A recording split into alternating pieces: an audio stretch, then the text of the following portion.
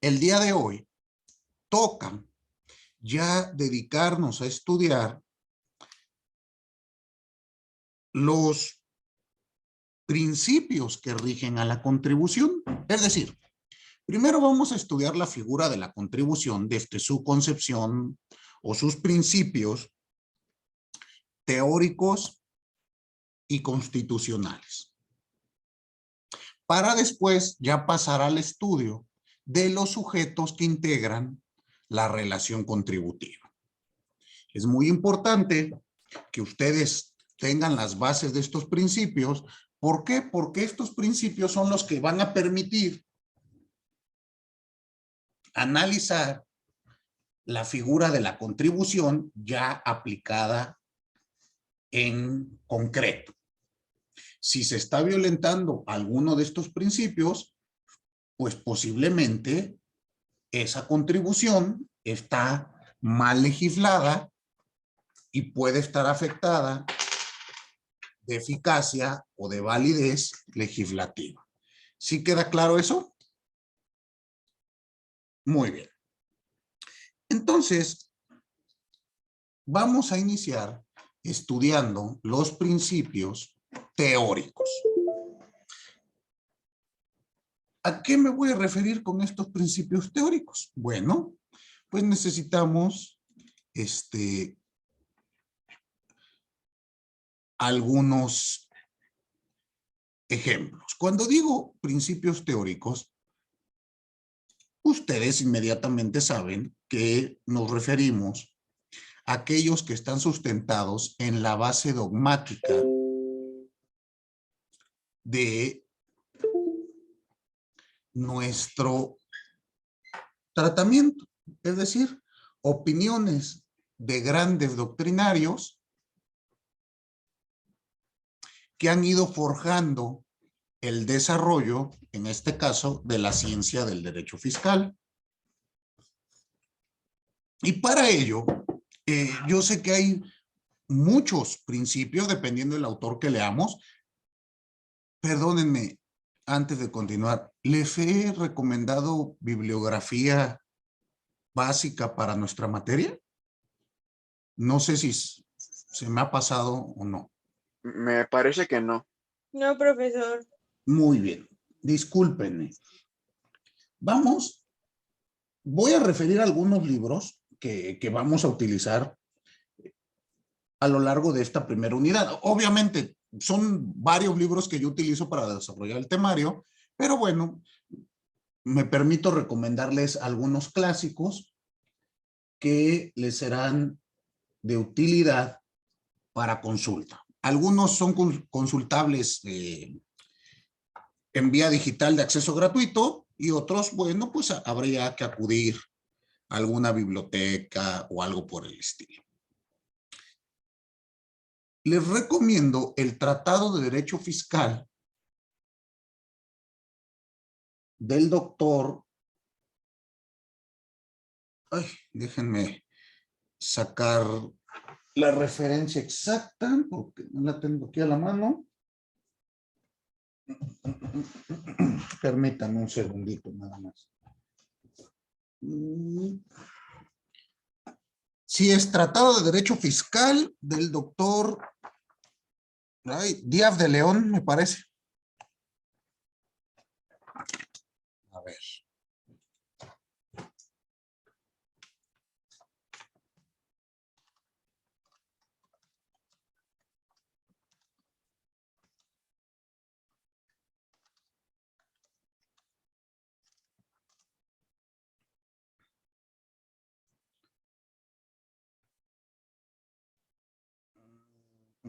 Bueno, les corroboro bien ese título porque no lo tengo aquí a la mano y no encuentro directamente. Pero bueno,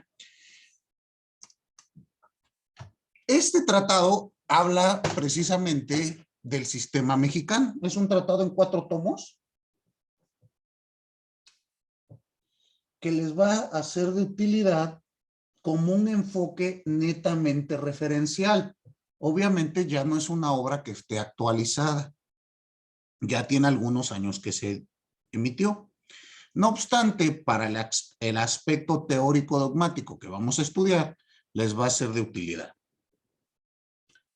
También les va a ser de utilidad el libro de Derecho Tributario del doctor Sánchez Hernández Mayolo. Ese es también un clásico.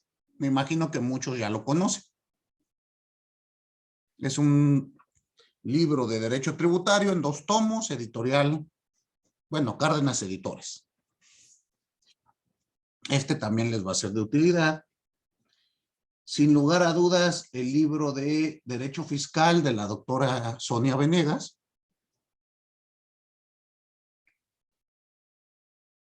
Les va a ser muy útil. Muy bien. Ahora, yéndonos a autores extranjeros, en lo particular me gusta el trato que le da el doctor Dino Harash, en su obra El hecho imponible.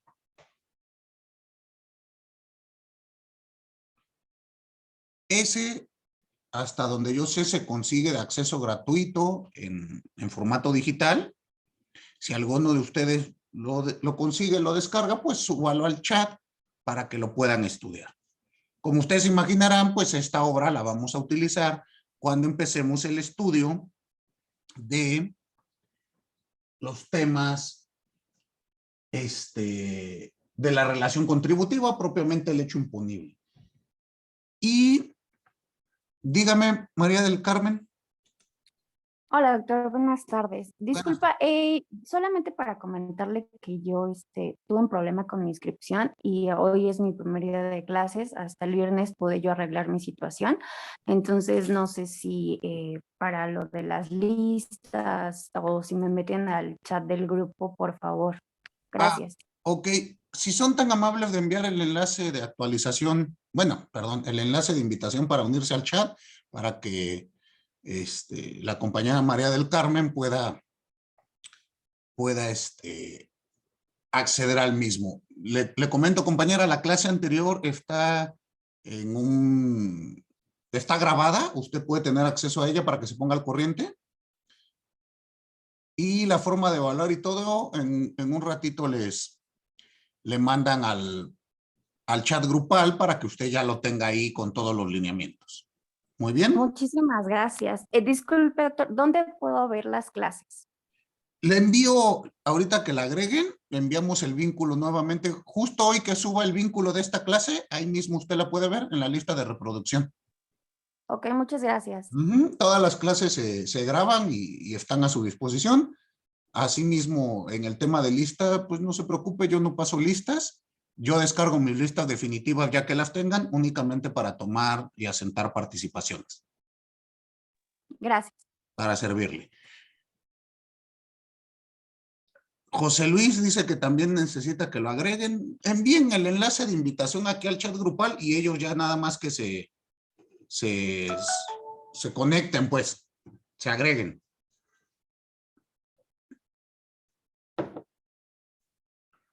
Muy bien. Entonces, decía yo, este libro les va a servir bastante. Y hay otros tratados de derecho tributario muy interesantes, que es a lo que iba, que también son de utilidad. Normalmente, algunos son de manufactura extranjera, por lo cual les pido ustedes tengan mucho cuidado al momento de consultarlos. Si bien tenemos puntos en común, hay algunos que son distintos. Entonces, les pido que tengan ese cuidado para que no estemos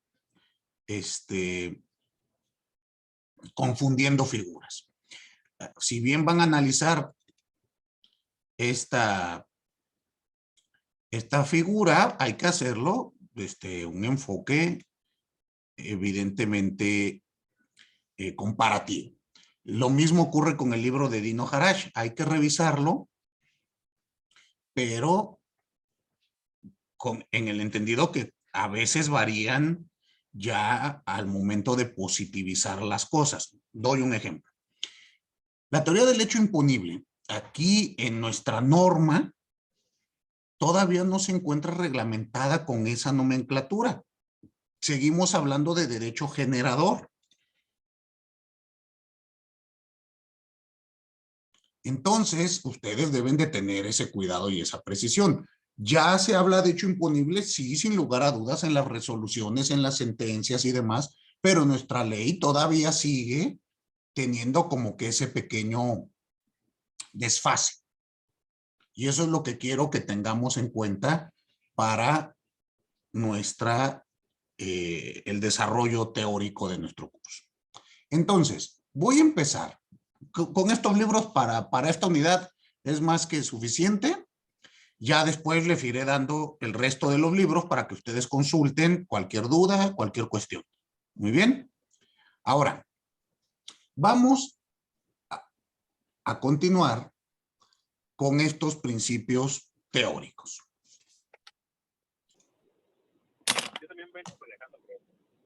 Muy bien, los que vienen manejando no se preocupen. Les agradezco que pongan en riesgo su vida para estar escuchando a su servidor. No es necesario, recuerden que están las clases grabadas. ¿Sale? Pero les agradezco. Veamos entonces esta circunstancia. ¿Qué principios teóricos vamos a tomar? Vamos a regresar a los principios, llamémosle clásicos. Disculpen, ayúdenme mandando el enlace del chat para que se agreguen sus compañeros aquí al chat del Zoom.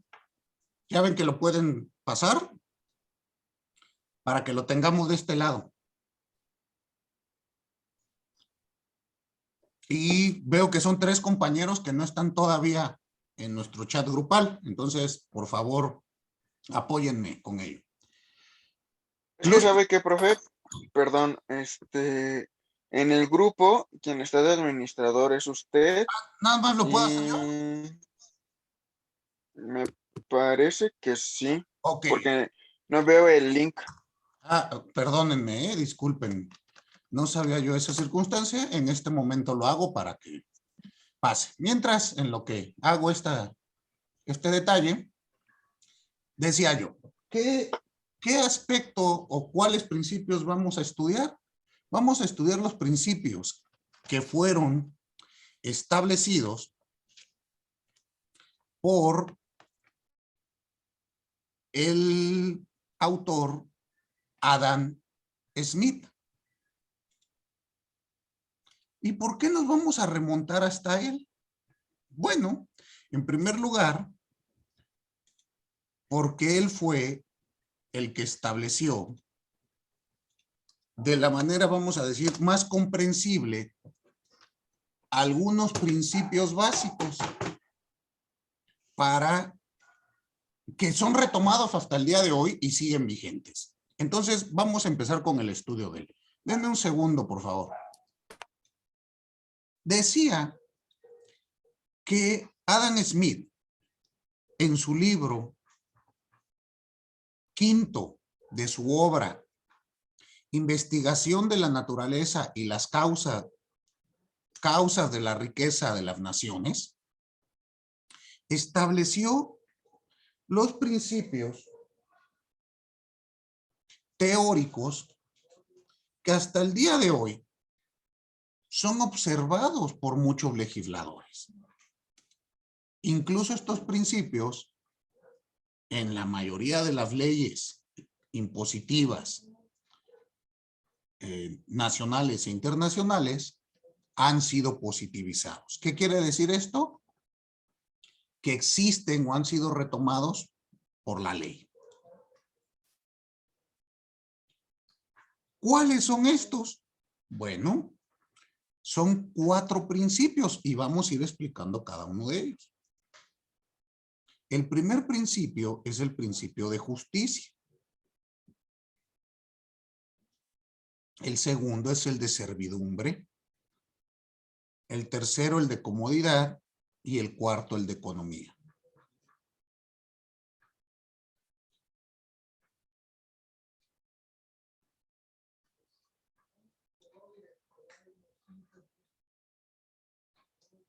Vamos a ir explicando cada uno de ellos y ustedes verán que algunos son retomados incluso por nuestra propia Constitución. Entonces, analicémoslos. En primer lugar, el principio de justicia.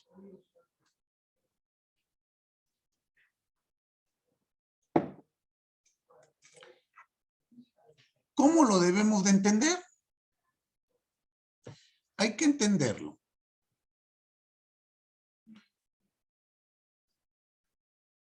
desde el punto que los habitantes de un estado tienen la obligación de contribuir al sostenimiento del gobierno. Pero esto lo tienen que hacer de forma justa. ¿Cómo se va a entender esta justicia? Bueno, del siguiente modo. Para que sea justa la contribución, debe de estar basada en el aspecto de ser proporcional. Y ustedes inmediatamente, su mente vuela al artículo 31 constitucional, fracción cuarta. Lo que platicaba hace un momento, estos principios, en su gran mayoría, están positivizados. Ya ahondaremos en ello cuando veamos los principios constitucionales, pero de momento, ¿cómo debemos de entender esta circunstancia? Bueno, pues que deben de dar su contribución de una manera proporcional a su capacidad económica. Y al respecto, ustedes saben que la capacidad económica debe de ser la capacidad económica real del sujeto. Esto de acuerdo a criterios establecidos por la propia Suprema Corte de Justicia de nuestra nación. Y al respecto les adelanto, si tienen oportunidad, para cuando lleguemos a este análisis del artículo 16, puedan ustedes ir revisando un libro que les recomiendo mucho, son las memorias de un congreso internacional que realizó la Suprema Corte. Nada más que estoy buscando mi libro, no lo veo. Ya para darles el dato correcto. No sé si todavía lo pueden conseguir en la biblioteca, en la librería, perdón, de la Corte, pero en la biblioteca sé que sí los tienen. El libro se llama Memorias de los Seminarios de Derecho Constitucional Tributario. 2005-2006, ya es una obra pues viejita, pero trae estudios muy importantes, muy interesantes respecto de nuestros temas.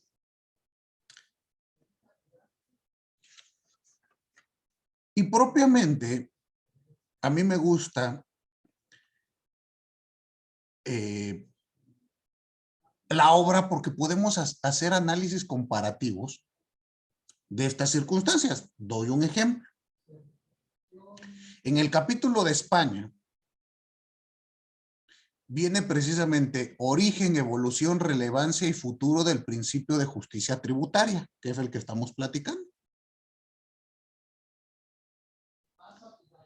Y en este capítulo ustedes van a encontrar ámbito de aplicación de los principios de la justicia tributaria. Tema selecto de aplicación de los principios de la justicia tributaria. Principio de legalidad. Principio de capacidad económica en el tribunal. Bueno, de acuerdo a la jurisprudencia del Tribunal Constitucional Español. Y así. Encontrarán también en México los análisis que han hecho y la obra a mí me parece muy, muy interesante.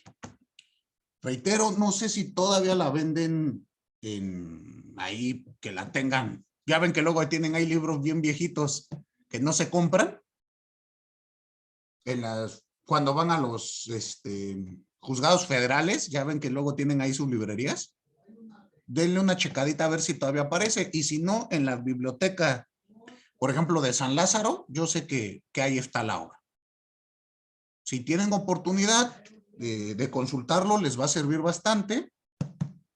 Y en esta obra, pues voy a retomar yo algunos aspectos cuando analicemos la capacidad económica y la proporcionalidad, pero ya respecto del artículo 31 constitucional en su párrafo cuarto. ¿Queda claro? Ahora bien, veamos cómo establecía el propio Adam Smith este principio. ¿Qué fue lo que él dijo? Me permito leerlo. Los vasallos de cualquier estado deben de contribuir al sostenimiento del gobierno en proporción de sus respectivas facultades. En cuanto sea posible, esta regulación, esto es, en proporción a las rentas o haberes que gozan bajo la protección de aquel estado. Las expensas del gobierno con respecto a los individuos de una nación vienen a ser como los gastos en el manejo de una gran hacienda con respecto a sus varios colonos, los cuales sin excepción están obligados a contribuir en proporción de sus respectivos intereses al cultivo de aquel predio. ¿Qué podemos interpretar de este primer postulado?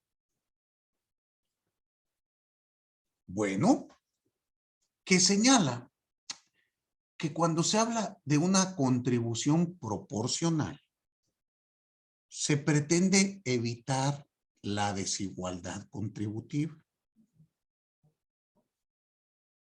Es decir, sería inequitativo que todos pagáramos lo mismo, ¿no creen?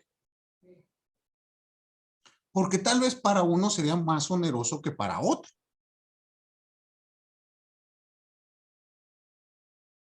Por lo tanto, este principio nos habla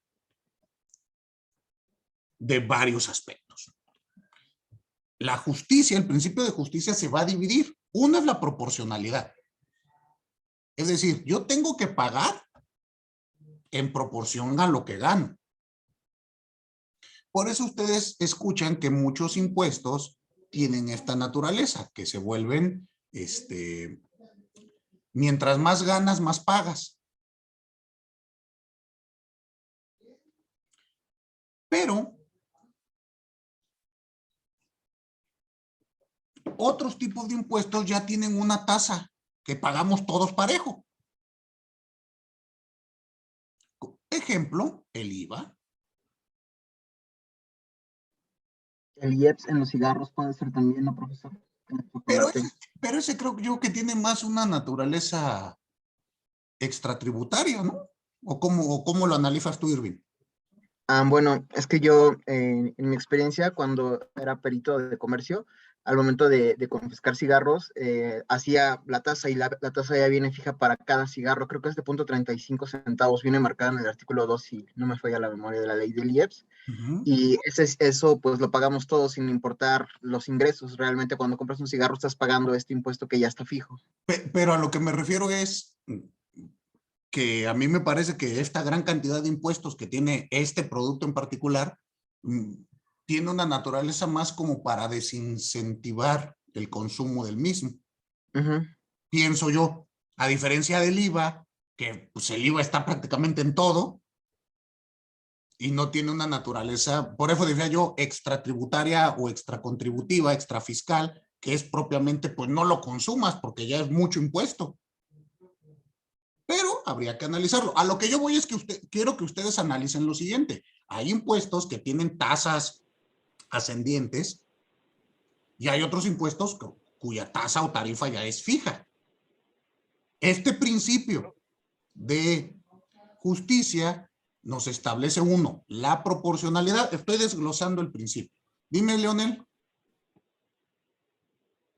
Sí, digo, aportando a lo que está diciendo del IEPS y del IVA, yo considero que el IVA, como bien dice, es prácticamente inevitable o es inevitable para todo aquel que tenga algún consumo. Y el IEPS, de hecho, tenía una maestra en la facultad de Acatlán que me decía que el IEPS es el impuesto de los vicios, que realmente su naturaleza o su forma de querer hacerlo gravoso es para evitar el consumo, precisamente, que de hecho, digo, o sea, pasando a otros ejemplos, estamos hablando también, por ejemplo, hay impuestos para diferente importación va a variar la tasa y el porcentaje de los impuestos por tipos de relaciones de metales, por ejemplo. Entonces, todo ese tipo de impuestos están, creo que son tributariamente correctos, pero por ejemplo, el IEPS siento que es algo más mm, políticamente correcto, no sé si llamarlo así, para el bienestar de la sociedad. Exactamente, por eso decía yo, y aquí yo no estoy de acuerdo con esto, de que los impuestos tengan un fin extra fiscal, a mí no me parece adecuado. Me parece que va en contra de todo lo que vamos a estudiar aquí. Dale, bueno, pues si usted quiere fumar, fume y muérase, ¿a mí qué? ¿Por qué querer utilizar el derecho fiscal como chicote? Pero obviamente, como dice Leonel, también debemos de entender las consecuencias dentro de las finanzas en un tema de macroeconomía. Porque atender a esa persona en un hospital, a lo mejor público, con un seguro, pues no tengo ni idea en cuánto se traduzca en gasto público. Entonces, bueno, obvio todo esto tiene muchísimas más implicaciones que una cuestión micro. Por eso les digo, el derecho fiscal, nosotros nos dedicamos a ver nada más la relación contributiva de sujeto activo con sujeto pasivo. Finanzas públicas es la que se encarga de ver el gran problema. Entonces, a lo mejor desde las finanzas públicas es muy válido y muy bueno estos impuestos, como dice usted, a los vicios, que a lo mejor a nosotros, en el enfoque nada más de la relación contributiva, nos parece que van en contra de un principio que veremos más adelante. Pero, reitero, hay que analizarlos. A lo que yo quiero que entendamos, ¿qué nos da este principio de justicia? Uno, proporcionalidad. ¿Debemos de contribuir? Sí, pero tiene que ser proporcional a nuestra capacidad económica. Y me atrevo a agregar a la capacidad económica real. En la mayoría o en la medida de lo posible, porque muchas veces también este principio se está pasando de largo en las reglamentaciones. Dime, Irving.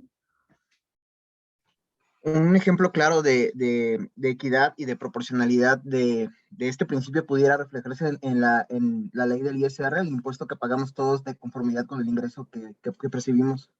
¿Que debiéramos de pagar todos? Bueno, sí. Sería hermoso así como me lo plantea Irving, pero es más, a ver ustedes, abogados que están aquí conmigo, ¿cuántos de ustedes expiden recibos de honorarios? Evelyn hasta se espantó, mire. Evelyn, ¿es usted abogada postulante? Sí, bueno, me pagan nómina, pero pues mis jefes no, creo que no expiden recibo. O sea, usted trabaja en un despacho Sí, y usted está en nómina. de nómina, Ok, pero los titulares no expiden recibos. No sabe. no. Pues es muy... ¿Cómo manejan las cuentas? Sí, claro, claro. Pero reitero, o sea, es muy común que el abogado no expida recibos de honorarios. Entonces, les comento algo curioso. Yo coordino un diplomado en materia de procedimientos administrativos. Y bueno, dentro de ello, pues tengo que organizar la plantilla, tengo que organizar el contenido temático y demás, y llevar a los profesores. Pues invito a varios compañeros, maestros, y no maestros de ayer, o sea, ya maestros de bastante tiempo, a dar la clase y demás, y les digo, bueno, maestro, esto es así, así, así, así, así, pero por políticas de en este caso de la universidad, pues necesito su recibo de honorarios pues, para pagarle. De 8 maestros que invité, ¿cuántos creen ustedes que estaban, ya no digamos que tengan recibos de honorarios, dados de alta en Hacienda? ¿Cuántos les gusta? 2. Ninguno. Pues 3. sí, nada más yo. Entonces, la idea de que todos tenemos que pagar impuestos, pues suena muy bonita, pero tenemos que ser honestos en decir que es uno de los grandes, de las grandes deudas que tenemos, por lo menos en México, ¿no? El nivel de recaudación es muy, muy bajo. Creo que particularmente en esta administración ha subido mucho la base contributiva, se ha recaudado más, creo, según lo que manejan las cifras que he escuchado en las noticias, parece que es así, pero sí tenemos una seria deuda en ese aspecto. Muchísimos no contribuimos. Dime, Leonel. Pero precisamente yo digo que por eso es un principio teórico, ¿no? Porque a final de cuentas estamos hablando de el deber ser y no estamos hablando de un punto ya viéndolo aterrizado, o digo, creo que no, no lo vemos actualmente aterrizado exactamente a lo que está haciendo referencia, a que hay muchas personas que no contribuyen, ¿no?, al gasto público. Digo, también se ve por muchas partes de que se vuelve hasta, ¿cómo llamarlo?, llenarle las arcas a los políticos. Digo, que no debería ser así, o sea, no debería ser el pensamiento así, pero realmente creo que actualmente por la política mexicana se ve así, que es como, voy a pagar más impuestos para que haga su Tren Maya o para que pague su nuevo aeropuerto, y la verdad es de que se siente que que no es una contribución para las necesidades como sociedad que tenemos, sino que es más para cumplir en este caso lo llamaré así, los caprichos de nuestro presidente o de nuestros políticos. Entonces, no sé, yo creo que teóricamente es correcto que hablemos de que todos debemos de contribuir, pero también creo que nuestra realidad es indignante un poco ver tanto la tasa de los que contribuimos o que hemos contribuido y el porcentaje de los que no hacen, y además lo fácil que es no contribuir y no tener un seguimiento. Porque hay mucha gente que no le teme al SAT. O sea, todos los que son de informales, de mercado informal, pues no tienen esas preocupaciones. En cambio, los que están en una nómina o que se les detiene el ICR ahora sí que por la naturaleza de su trabajo, pues ellos no tienen la opción de saltarse esa barda. Ok, pero mire, si me permite, aquí yo quiero que ustedes ya estén en una especialidad y vayan entonces analizando estos aspectos. El derecho, al tener principios teóricos, son teorías. Estas teorías deben de impactarse con la realidad. Esta idea a veces que tenemos los abogados de, bueno, pues eso es lo que dice el libro, pero saliendo, ya es otra cosa, mano. Imagínense que, no sé, en otra área del saber, se plantearan argumentos como este, ¿no? Bueno, es que eso dice la teoría. Ejemplo, vamos a construir una casa Y la teoría dice que pues la casa no se va a caer. Pero si ya la construimos y se cayó, pues ni modo. Los principios teóricos son pilares que van a cimentar todo nuestro actuar. Siempre que hablemos de un principio, el que sea, va a cimentar que hay desviaciones, estoy completamente de acuerdo, pero estas desviaciones salen de lo que nosotros estamos estudiando y por lo tanto al ser ilegales, pues tendrán consecuencias. Pero el principio debe de respetarse. Si no lo respetamos, se cae todo lo que pretendamos construir sobre él. Y ya veremos ejemplos. Estoy de acuerdo, hay veces que se está eliminando. Ahora, el tema de contribuir, esto es universal y de todos los tiempos y lo seguirá siendo. A ningún ciudadano, a ningún contribuyente le gusta contribuir. ¿Están de acuerdo? ¿Quién de ustedes va cada 15, 16 o 17 a pagar sus impuestos contento? Yo no. Me enojo. Hoy tuve que pagar mis cuotas obrero patronales y vieran qué corajes hago cada que veo que me llega el bendito mi autodeterminación. Pero no nos podemos sentir tan especiales y pensar que esto es exclusivo de los mexicanos. En ningún país, por eso el derecho fiscal nadie nos quiere, porque a nadie le gusta pagar. Y esto, reitero, no es de hoy. Desde la antigüedad, desde la Edad Media, no querían contribuir. Estos principios de Adam Smith, pues, están basados precisamente porque él quería que la contribución fuese menos arbitraria. Obviamente su obra se desarrolla en un periodo de monarquía absoluta, donde había más arbitrariedades. Estos principios buscan limitar esas cuestiones y hasta el día de hoy sirven, son un freno al poder estatal en etapa de contribuciones. Entonces, vayámoslo analizando por ese aspecto. Es bien difícil analizar estos aspectos. Igual lo de la informalidad no es exclusivo de nuestro país, en todos lados hay, y es un problema bien, bien grave. Algunos estudios, principalmente estos hablo de Ciudad de México, señalan que muchos informales les gustaría pasarse a la formalidad, no están ahí por gusto, pero no lo hacen por todas las trabas burocráticas que hay, que le cuesta pues, muchísimo más trabajo. Entonces, reitero, sale de la esfera de nuestro derecho fiscal.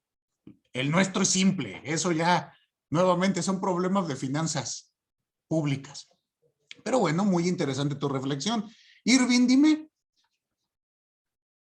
Gracias, profesor. Bueno, quería comentarle dos cosas y quería ver si igual me puede decir si estoy en lo correcto o no, con base en lo que estamos comentando de este principio de justicia. Primero es relacionado a la inequidad que realmente existe, o sea, que realmente la idea del impuesto que yo le planteaba, del impuesto sobre la renta, es esta, ¿no? O sea, que realmente existe esta proporcionalidad, que realmente pues hay personas que encuentran la forma de violarlo de cierta manera al principio, como por ejemplo, se me ocurre a la mente, ¿no? Una persona física con actividad empresarial que de repente, no sé, puede meter gastos de restaurante, ¿no? En cierto sentido que contribuyen a su actividad, ¿no? Obviamente también puede invitar a comer a su familia y lo puede meter como gasto. Ahí realmente ya no está haciendo un principio de equidad ejercido correctamente, ¿no? Porque pues está utilizando un beneficio que se le dio fiscalmente hablando para pues solventar una parte que pues no le correspondía, porque no corresponde netamente a su actividad, digo, es más principios de ética. Y pues el segundo reflexión que también tengo, que quería que me dijera si estoy en lo correcto o no, es por ejemplo, como usted dice, hay varios artículos de la Constitución que están basados en estos principios, ¿no?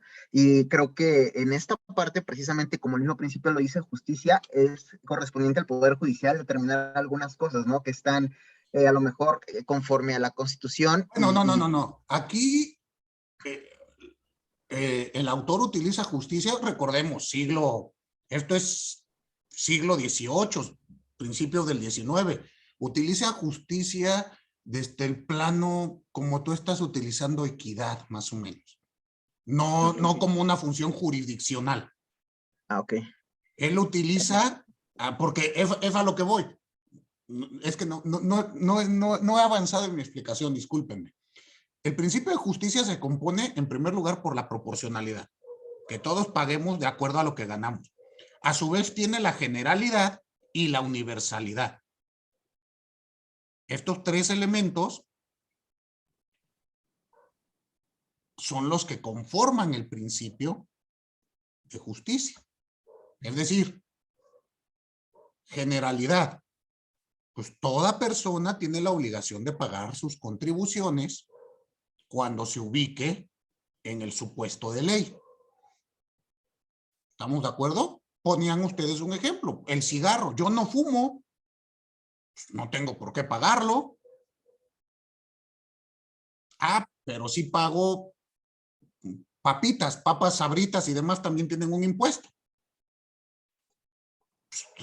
Sí lo pago porque sí como papitas. ¿Por qué? Porque estoy en el supuesto. ¿Están de acuerdo? Y así por el estilo. La uniformidad, ¿en qué se va a traducir? En que todas las personas son iguales frente al tributo. Y esto no hay que confundirlo en el sentido de que existen diversos regímenes o diversas tasas que gradualmente aumentan o disminuyen. No es un ataque al principio de uniformidad, sino hay que entender, se le da un trato igual a los iguales y uno desigual a los desiguales. ¿Concuerdan conmigo? Pero todos los que estemos en esa circunstancia tenemos uniformidad en el trato de ley. No hay canonjías para nadie. ¿Queda claro? Incluso esas están prohibidas en materia fiscal. Todos estos elementos conforman este principio de justicia, nuevamente entendida como una equidad.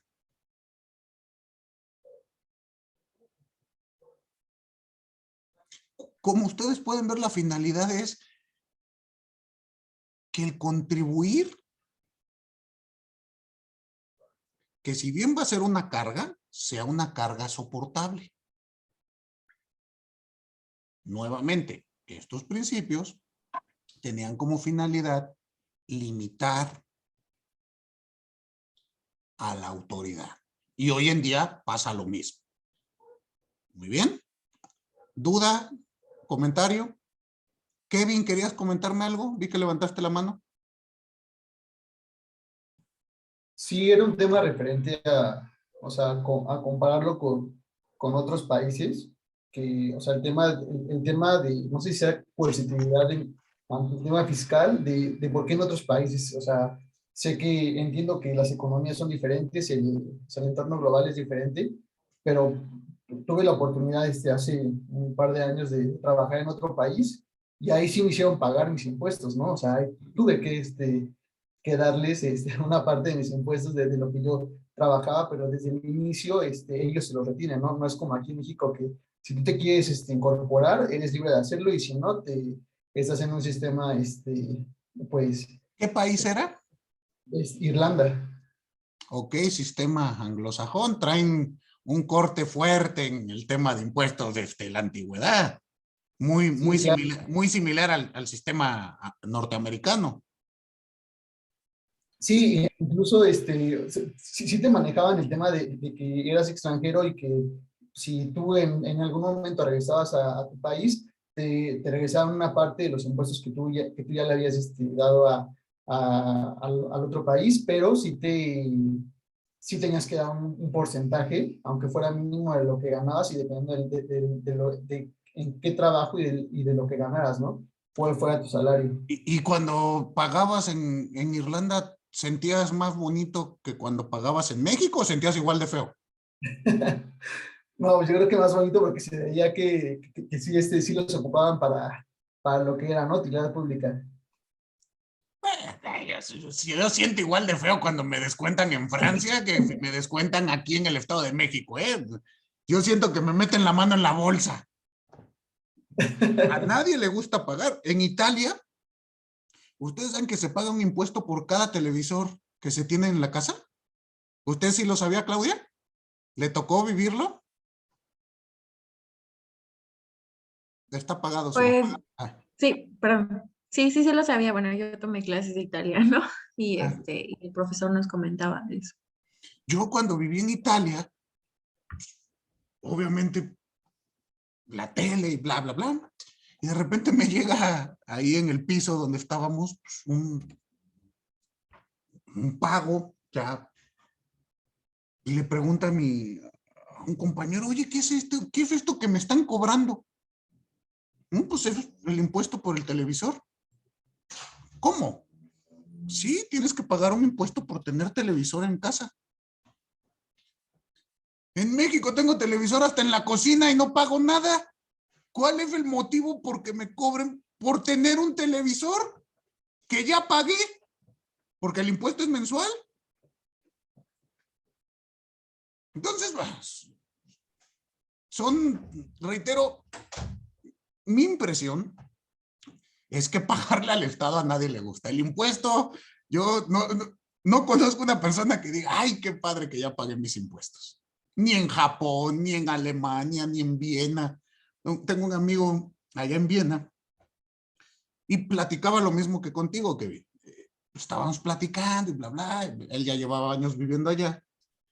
Y le digo, bueno, pero pues, lo mismo, es que aquí el impuesto sí se utiliza para lo que es, ¿no? Y él me decía, pues no sé, pero yo pago casi el 50% de mis ingresos de impuestos. Dice, medio año trabajo para el Estado y medio año para mí, mi familia. Y me decía lo mismo, ¿no? Se quejaba amargamente del pago de impuestos. Entonces, en fin, es un tema, reitero, yo creo que nunca vamos a poder homologar los ánimos con la teoría. Suena muy bonito, pero ya cuando tienes que pagar no nos gusta. Dime, Iván. Profesor, una pregunta. Con el tema del principio de justicia, al Ujú. hablar de una cuota fija para el cálculo de un impuesto y demás, ¿no sería un poquito contrario al tema de la proporcionalidad o de la equidad? Digo, normalmente se fijan rangos, Ajá. entonces, de alguna u otra forma, pues el que se encuentre dentro del rango o en la escala más baja y todo, pues tendrá que aportar a lo mejor la misma cantidad que otra persona o muy similar, pero ya desde una base de cuota fija. Ok, aquí ¿qué pasa con esto? Depende del tipo de impuesto. Ejemplo, Sí. impuesto sobre la renta o impuesto a la ganancia, sí lo podemos cuantificar de manera proporcional. ¿Por qué? Pues mientras más ganes, más pagas. Pero hay otro tipo de impuestos, como el impuesto al valor agregado, el IVA, pues que los tenemos que cuantificar de algún modo, porque si no, es decir, este es un impuesto al consumo y Claro. normalmente es un impuesto traslativo. Si a ese impuesto yo le pongo escalas, tarifas o demás, sería muy complicado recaudar. Ujú. Entonces, sí, la proporcionalidad va enfocada normalmente a este tipo de impuestos, propiamente el impuesto a la ganancia. Hay otros Ok. que, reitero, pues sí tenemos que establecer una cuota porque de otro modo sería imposible. Ujú. ¿Sí queda Claro. claro? Sí, Pero, por ejemplo, ahí, gracias. si bien, como dices tú, no es proporcional, ahí sería equitativo. Pero sigue teniendo generalidad y uniformidad. Reitero, los principios van evolucionando. Muy bien, pero va en este aspecto. Pasemos al segundo principio, el principio de certidumbre.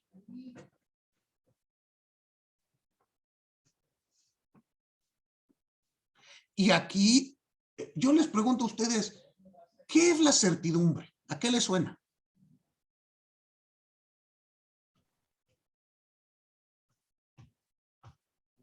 Bueno, yo pienso que la palabra en sí lo dice, porque certidumbre significa certeza de algún hecho o algún acto.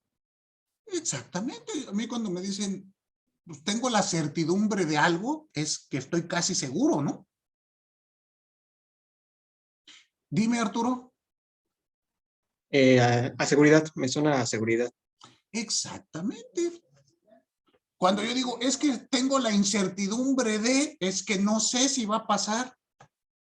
Entonces, este principio, ¿en qué va a consistir?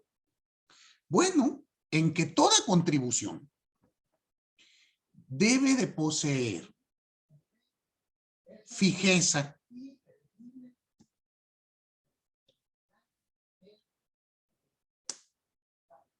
en sus principales elementos o características,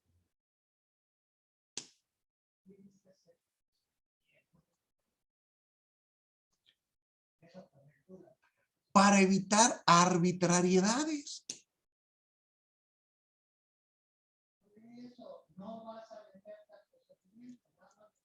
Y estas arbitrariedades, pues obviamente será del ente recaudador o de la administración pública.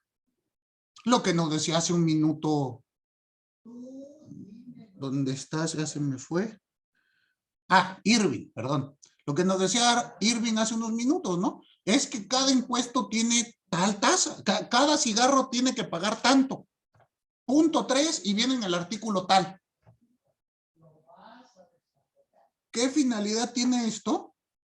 Evitar la arbitrariedad. Porque si ustedes se remontan a la época en la que se emitieron estos postulados, pues existía una gran arbitrariedad por parte del ente recaudador. ¿Sí han visto ustedes películas tipo como Robin Hood?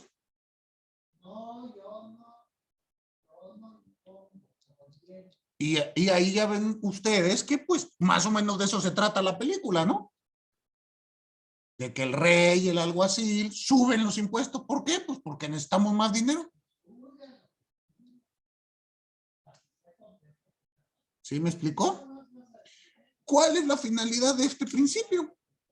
Evitar esas arbitrariedades. Todos los elementos de la contribución deben de estar establecidos en ley.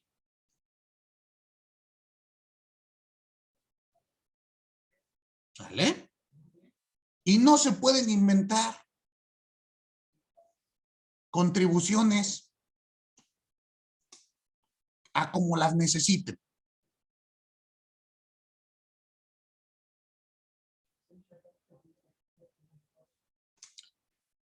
Vamos a escuchar cómo lo estableció el propio Adam Smith. Dime, Irving. Perdón que lo interrumpa, profesor, es que... No me interrumpes. Dime. Gracias. Ahorita que está comentando acerca de arbitrariedades, se me vino un tema a la mente, que hubo, bueno, como tal no es una contribución, pero hubo un pronunciamiento de la Corte acerca de que este precepto era anticonstitucional. Es un derecho que está en la Ley Federal de Derechos que se llama Derecho de Trámite Aduanero en su artículo 49. Hubo un pronunciamiento de la Corte que decía que era anticonstitucional y que no se debía pagar. Entonces, este rubro de la Corte fue acreditado por algunas empresas interpusieron el juicio y la Corte les dio esa resolución. Entonces, solamente aplica para las empresas que así pues tramitaron el juicio, ¿no? Iniciaron el juicio. Entonces, no sé si pudiera hablar un poquito acerca de esto, porque sí, no sé si pudiera ponerse como ejemplo respecto a esto de arbitrariedad, porque pues no sé, a nivel de la Corte sí es considerado como pues algo anticonstitucional. Pero tendría que revisar yo por qué fue declarado inconstitucional. Tendría que leer. Si tienes la resolución y nos la puedes compartir, porque así de momento no ubico yo a qué se refiere, y vemos si fue, no creo yo que haya sido violación al principio de certidumbre. Yo me imagino que debe de ser alguna afectación al de capacidad, proporcionalidad u otro. Pero mándamelo para leerlo. Sí, profesor, busco la jurisprudencia y la comparto si quieren en el grupo. Y lo checamos exactamente, y con todo gusto lo platicamos la próxima sesión. Sí, porque, bueno, sí se lo mando. Gracias. De nada. Voy a leer cómo lo estableció el propio Adam Smith para que lo escuchen en palabras del autor. El tributo que cada individuo está obligado a pagar debe ser cierto y determinado y en modo alguno arbitrario. El tiempo de su cobro, la forma de pago, la cantidad que deba de satisfacer. Todo ha de ser claro, llano e inteligible para que el contribuyente y cualquier otra persona puedan acatarlo. La incertidumbre de la contribución es ocasión para la insolencia, favoreciendo las astucias de algunos de los empleados en aquellos destinos, quienes suelen ser cuando menos desatentos e intrabables. La certeza de lo que cada individuo debe de pagar es materia de tanta importancia que una desigualdad considerable en el modo de contribuir nos acarrea, según han experimentado todas las naciones, un mal tan grande como la más leve incertidumbre. De acuerdo a esto que acabamos de escuchar, el principio de certidumbre que nos establece. Uno, que me digas, ¿por qué debo de pagar? Que me digas, ¿cuándo debo de pagar? Es decir, objeto de la contribución, fecha de pago.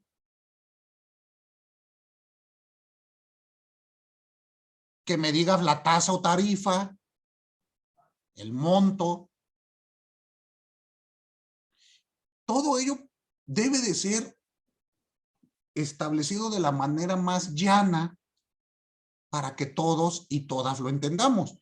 Aquí sí creo que hay algunos aspectos en los que es muy complicado, ¿no?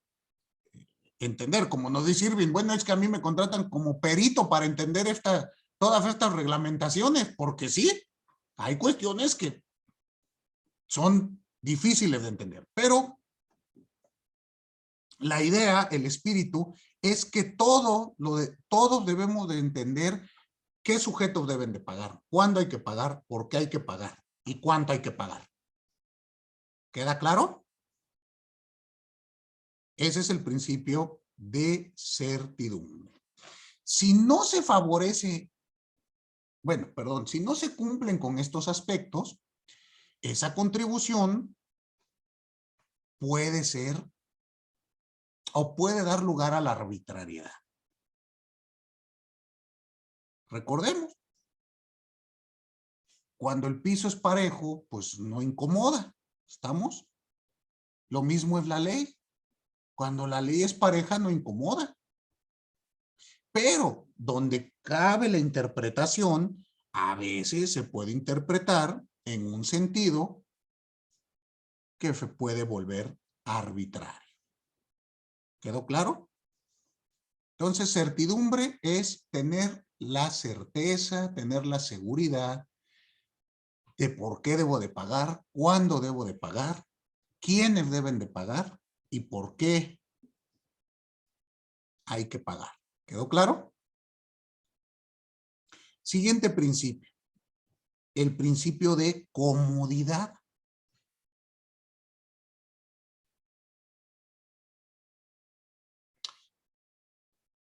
Este principio atiende a un aspecto, vamos a decirlo, más recaudativo. ¿Qué quiere decir? Que el legislador debe de fijar con toda claridad en ley las fechas o periodos de pago más convenientes para su sociedad. De tal modo que el pago de la contribución no se vuelva gravoso, incómodo. Que si bien, reitero, a nadie nos gusta contribuir, pues por lo menos no se nos haga un suplicio ir a pagar. Ejemplo, en nuestro país, las autodeterminaciones mensuales, con los pagos provisionales de los respectivos impuestos, ¿hasta qué fecha se tienen para pagarlos de cada mes? ¿Cuándo, Claudia? Tienes apagado el micrófono. Bueno, yo en mi caso es el 17. ¿Y por qué Bueno, cree que es hasta esa fecha? pues no sé, o sea, yo creo que es por una fecha que, bueno, que coincide un poquito con lo de la quincena, que muchos pues recibimos el ingreso y que podemos destinarlo pues luego a los gastos que, pues que la, la autoridad hacendaria nos impone o dependiendo del ingreso, como decía usted. Exactamente, pues es un periodo que resulta, por decirlo así, un poquito más cómodo, porque nos acaban de pagar. Y una gran cantidad de trabajadores, de empresas y demás, bueno, en nuestro país, pues es un pago quincenal, ¿no? Casi a cualquier lugar donde llegamos a trabajar, nos pagan por quincena. En otras sociedades no sabemos si esto resulte cómodo. ¿Por qué se imaginan ustedes que las personas físicas tienen cuál es la fecha límite para presentar las declaraciones y los pagos de impuestos anuales en personas físicas? ¿Se acuerdan o nunca han pagado un anual? En abril. ¿En abril? ¿Y por qué piensan que será en abril? ¿Les resulta a ustedes más cómodo pagar en abril? Yo, profe, porque se pagan lo de las utilidades, bueno, muchos trabajadores reciben ese ingreso por utilidades, porque también es el cierre del ejercicio fiscal de las empresas. Exactamente, pero me refiero por qué fijó nuestro legislador para empresas en marzo y para personas físicas en abril. ¿Por qué se imagina? Piensen ustedes en sus gastos, cómo proyectan sus gastos. Ahorita estamos saliendo de la cuesta de enero, ¿no? Ya como que para abril no tenemos gastos cerca, porque las vacaciones que más próximas serían hasta julio. Pero reitero, eso es en la sociedad mexicana. Habrá que ver en otros lados cómo se hacen los pagos y demás. ¿Cuál es la idea? Que debemos de pagar. Bueno, el legislador debe de fijarnos periodos y fechas de pago. Vamos a llamarlo que sean más cómodos para el contribuyente. Y a su vez, proporcionarnos el mayor número de medios para poder cumplir con mi obligación. Hoy en día mis impuestos los puedo pagar en el banco, en el Oxxo, por aplicación, con cheque. Bueno, hay muchas formas de pagar, ¿están de acuerdo? De contribuir. Entonces este principio tiene como meta que paguemos. Muy bien, leamos qué dice el tratadista.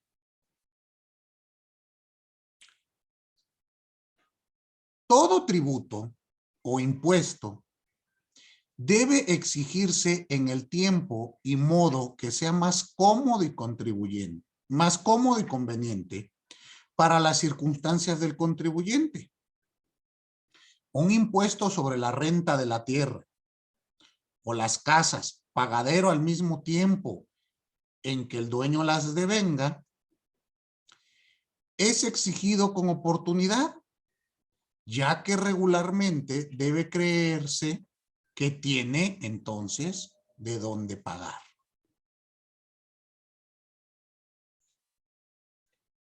Siguiendo o realizando una analogía con esto que dice el tratadista, ¿por qué tenemos que pagar después de la quincena? Pues porque se supone que ya tenemos con qué pagar. Bueno, el plazo máximo es el 17, porque podemos pagar del 1 al 17. Yo soy igual, yo mandé a pagar hoy mis cuotas sobre patronales porque si no ya me cobran recargo, pero tengo para pagar desde el día 1. ¿Están de acuerdo? El plazo máximo es hasta el 17. Bueno, y ya de acuerdo a la última letra de TRFC y el último número de TRFC se puede ampliar unos días más, unos días menos, pero pongámoslo así. Muy bien. ¿Alguna duda con el principio de comodidad? Ahora, hay que notar la importancia de este principio. O sea, suena como que muy sencillo. Pero, reitero, si lo vamos y lo analizamos desde esta idea de yo quiero recaudar y es mejor económicamente hablando cuando recaudan voluntariamente, cuando el contribuyente voluntariamente paga. Porque si tengo que hacer procedimientos coactivos, pues ellos me generan tiempo, dinero, esfuerzo y gastos. Y esa contribución, pues a lo mejor ya no resulta. Aunado a que si pagan en el plazo indicado, ese dinero puede ser debidamente destinado al gasto público. De ahí la importancia de esta comodidad. Que sea en plazos que a la sociedad, por eso reitero, tenemos que analizar sociedades determinadas en momentos determinados. Pienso, la sociedad mexicana actual tiene estas características quincenales, etcétera, etcétera, etcétera. Yo no sé si en un futuro sigan siendo viables y cómodas para recaudar. Habrá que analizarlo. O yo no sé si en México de 1940 estos plazos siquiera se aplicaban. No tengo conocimiento. Me parecería un tanto difícil, ¿verdad? Entonces, habrá que analizarlo. Por eso hay que ver estas consideraciones en cada sociedad y momento determinado. Allá, Kevin, en Irlanda, ¿cuál era la fecha de pago? ¿Recuerda usted? ¿De pagos provisionales o qué fue lo que usted pagó? ¿Qué impuestos eran los que pagaba? Yo pagaba un impuesto o sea, cada vez que me pagaban a mí en el trabajo, automáticamente con mi número de seguridad social, me retenían un porcentaje de ese pago. Me lo retenía a mí, o sea, el patrón, y se lo daba al revenue, que era quien tenía el tema de los impuestos, y al principio cuando todavía no estaba registrado me retenían el 50% de lo que yo ganaba. Y después ya cuando estuve ya sin forma, me retenían el 30%. O sea, podemos hablar que era un símil de impuesto sobre la renta, un impuesto a su ganancia. Es correcto, sí. Entonces, si usted no está registrado, le descuentan el 50%. Sí, de entrada. Uf. Y ya después la tasa es el 30%. Sí, y ya después, si tú te vas a regresar a tu país, te regresan un porcentaje más, como un 20% más de lo que... ¿Y cada cuándo se hacía su pago? ¿Quincenal o mensual? Porque hay países donde el pago es mensual. Me lo pagan cada quincena. ¿Ok? Sí, pagan cada quincena. Entonces estamos hablando de este principio de comodidad. En este caso voy a decir que pues a mí no se me hacía cómodo, no me llegaba el dinero. Pero bueno, ya usted no tenía que realizar nada.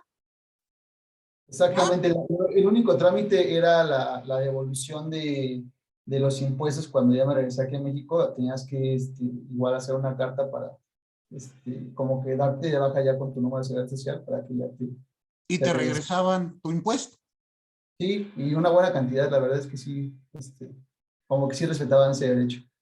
Ahí me parece interesante, a ver si nos puedes ampliar un poquito la información, el por qué te regresaban impuesto. Me parece interesante, no conozco la reglamentación de allá. Me gustaría leerlo, no sé si es por un tratado o algo por el estilo, pero está interesante. A mí el único lugar donde me han regresado impuestos que pagué es en Japón. Yo pagaba normalmente en tecnología, una computadora, un PlayStation, cosas así, y en el aeropuerto me regresaban impuestos. Sí, igual en Canadá también, cuando compras también te regresan una parte pero aquí me lo hacían en automático, o sea, no tenía que hacer trámite. Yo sé que en otros países, ejemplo en Chile y en otros, te regresan tus impuestos, también en México, pero luego el trámite me era más engorroso y voy corriendo ya para subirme a mi avión y ya no lo hago. En Japón fue así, principio de comodidad. En automático, ¡pum! Este dinero es de usted, ¿pero de qué? Sus impuestos, dije, ¡ah! Maravilloso. Sí, Entonces, claro, no tienes que reclamar, ¿no? Para que ajá, no, o sea, es en automático. Me pedían mi pasaporte cuando realizaba la compra, ahí me pusieron un QR y como que iban a una base de datos, no sé, el chiste que cuando ya abandono el país, me entregaron no, una cantidad grande, vamos, cualquier cosa, pero pues en automático me pareció, vamos, demasiada comodidad. Muy bien, bueno, ¿dudas con el principio de comodidad? Ninguna. Perfecto. Entonces, continuamos nuestra siguiente clase el día miércoles. Muy bien, entonces, muy buenas noches a todos y a todas. Les agradezco mucho que hayan compartido su tarde conmigo, que hayan estado atentos y participativos en mi clase y nos vemos por acá el miércoles. Bonita noche, hasta luego. Gracias, profesor. Buenas noches. Buenas noches a todos. Hasta luego.